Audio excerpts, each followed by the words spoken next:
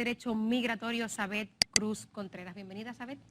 Gracias, muchísimas gracias. Un honor para mí estar aquí el día de hoy. Se han generado últimamente, y por eso el interés de la producción de traerte al programa, muchísimas inquietudes que tiene la gente, que nos las eternan en la calle, que le escriben por las redes sociales, en torno a muchísimos temas migratorios.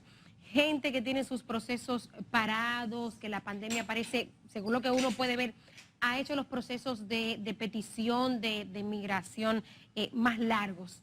Pero empecemos contigo, que eres la experta, y empecemos con el tema de la visa de paseo, especialmente para los Estados Unidos, que hasta hace poco pues uno tenía la información general de que las citas estaban detenidas. ¿Qué ha pasado con eso? ¿Ya abrió el consulado de nuevo las visas? Mira, Roselvis, gracias por tu pregunta.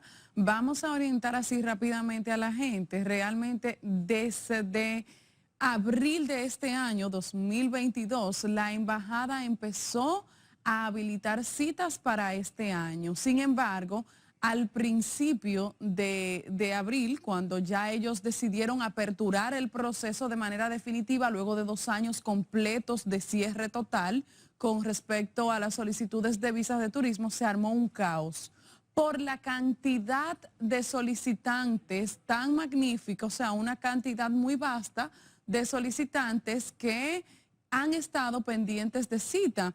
El método seleccionado en este sentido por la embajada en inicio fue la prioridad del primer año calendario de cierre. ¿Eso qué significa? Entiéndase inicios del 2019-2020. Habían personas que se le habían cancelado las citas desde 2019-2020, un año completo. Dieron prioridad de marzo a marzo, marzo 2019, marzo 2020.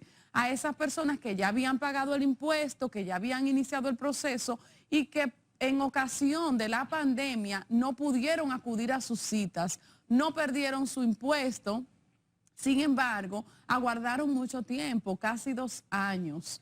Ya cuando reaperturan se arma un caos completamente porque cada vez que se habilitaba cita en la plataforma colapsa.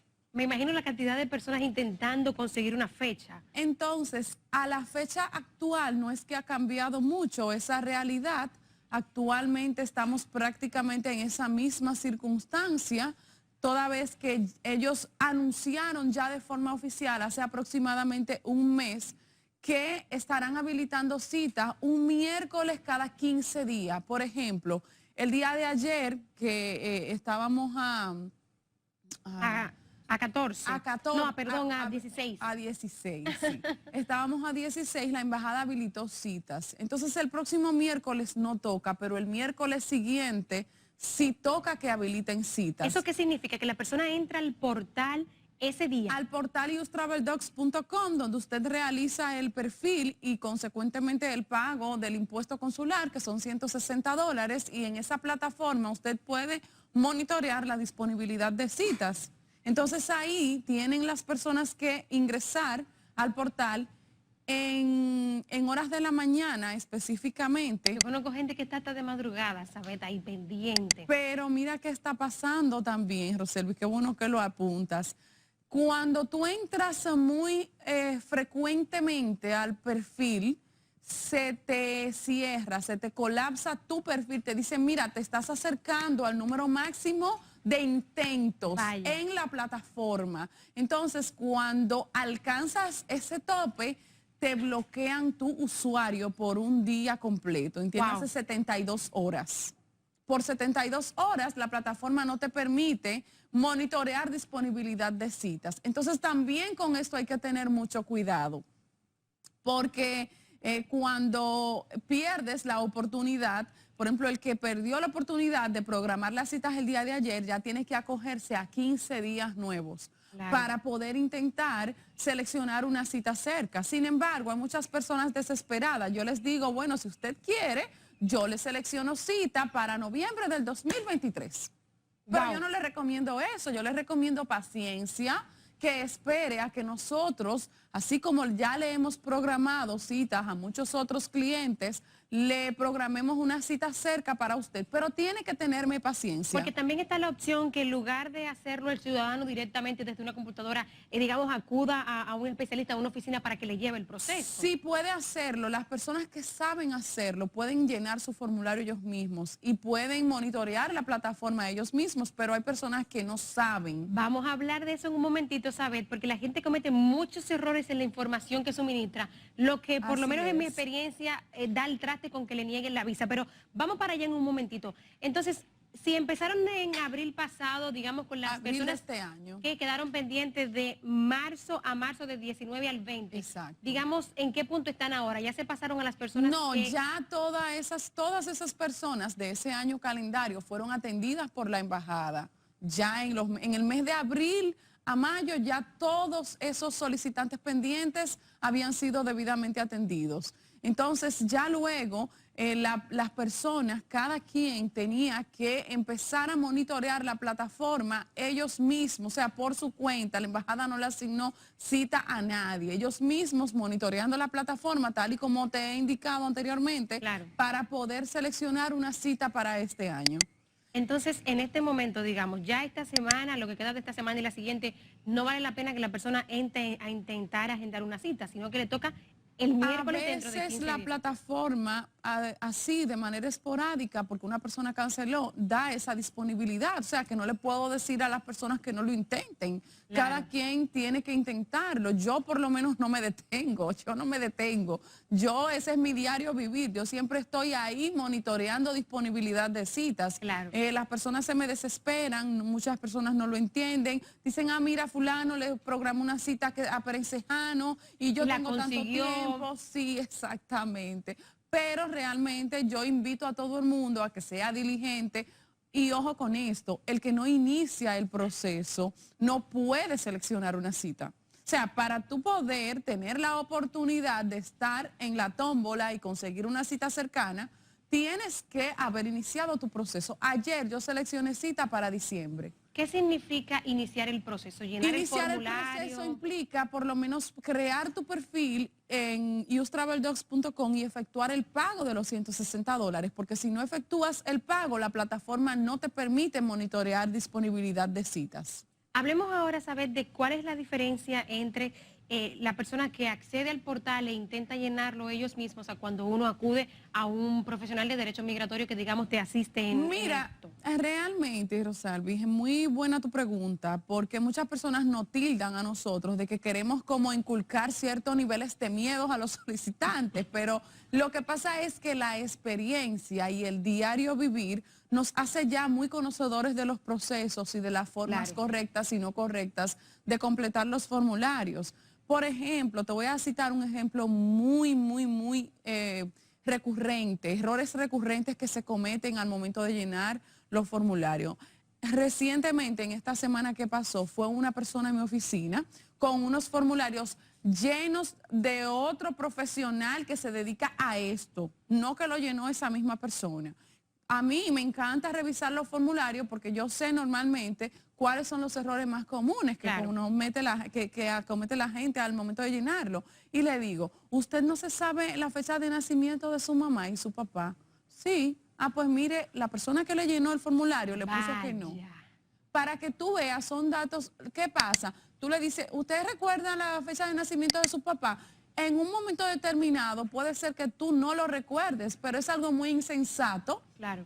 Tú colocar en un formulario de solicitud de visa que no te sabes la fecha de nacimiento de tu papá o tu mamá. Uno va donde un profesional o una persona que te ayude con esto, pero también hay que estar pendiente del dato que esa persona está introduciendo. A todos los solicitantes y a todos mis clientes yo le entrego el formulario completo. ¿Por qué, Rosalvis? Porque esa es la herramienta que el oficial consular estadounidense toma en cuenta para evaluar las solicitudes de visa. Los demás oficiales consulares de otros países no se toma tanto en cuenta esto del formulario, pero el oficial consular estadounidense normalmente no le pide documentación de soporte a los solicitantes. Lo que evidencian es el formulario. Te formulan 2 o 3 preguntas. Si tú no sabes manejarte con las respuestas, te deniegan el visado. A ver, ¿cuáles otros son, digamos, los errores más frecuentes que la gente debe tener pendiente a la hora de llenar el Ejemplo, formulario? Rosalvis, tú tienes este programa, pero me imagino que tú te dedicas a otras cosas. Sí, claro. Eso hay que ponerlo ahí en el formulario. En el formulario yo tengo que ponerle en el DS-160, en la parte que me indica a qué tú te dedicas y que explique brevemente a qué te dedicas, yo tengo que ponerle todos los ingresos que sostienen a Rosalvis, porque el cónsul no te conoce. El día de la entrevista él va a tener pocos minutos para interactuar contigo y saber si realmente tú calificas. Entonces, si yo cometo el error de colocar allí que tú solamente devengas, por ejemplo, 40,000 pesos que tú te ganas en República de la Verdad, y hay otros ingresos más importantes que esos 40,000 pesos mensuales en tu vida y yo no los coloco, tú te vas a ir del consulado y el cónsul no lo va a saber. A ver, Melvin que quiere ir para Nueva York. Si Melvin tiene una tía que le manda remesas, digamos, recurrentemente, y ese es uno de sus ingresos fijos, ¿también debería estipular ahí, por ejemplo, los ingresos por remesas? Los ingresos de remesas normalmente los obviamos, porque eso es muy eventual. Puede ser que en un momento determinado a Melvin le estén enviando remesas, pero esa circunstancia puede cambiar y digamos que no es a través de ningún oficio o profesión que él los percibe. Entonces, por eso yo ese tipo de información las decido obviar en el formulario al momento de completarlo. ¿Qué otro error, antes de que pasemos entonces ya a las evidencias que hay que presentar allí, pero para que la gente los estudios académicos de la persona. Si yo, por ejemplo, Rosalvis tiene 2 maestrías, aparte de una licenciatura, si yo no sé colocar esa información en su formulario, el cónsul no va a saber que tú eres magíster. Claro. No lo sabrá. Entonces, esas informaciones hay que colocarlas adecuadamente en el formulario. Uno de los errores garrafales que cometen los solicitantes es, por ejemplo, yo tengo un tío en los Estados Unidos que está ilegal, o un hermano, vamos a citar un familiar más cercano, un hermano. Entonces, el cónsul de la calle me dijo, ¿sabes? Pero tú eres loca. ¿Cómo el cónsul de la calle? El cónsul agente. Yo le digo así. Porque la gente también se pone a recomendar cosas en la calle. Claro. Yo le digo el cónsul de la calle, jocosamente. Dice ella como el cónsul de la calle. No, porque claro. Pero si se encuentra uno toda clase de experto migratorio que te quiere dar toda clase de consejos. Sí. Entonces te dicen, pero tú eres loca, ¿sabes? ¿Cómo tú vas a solicitar una visa con un hermano ilegal en los Estados Unidos? Si tú pones en ese formulario, tú estás quemado. Ajá. Y el cónsul que le dio una visa a mi hermano que llegó a Estados Unidos y decidió quedarse, no es la misma plataforma que está usando el cónsul que me va a denegar o otorgar el visado a mí. O sea, que hay que ponerlo ahí. Pero por supuesto.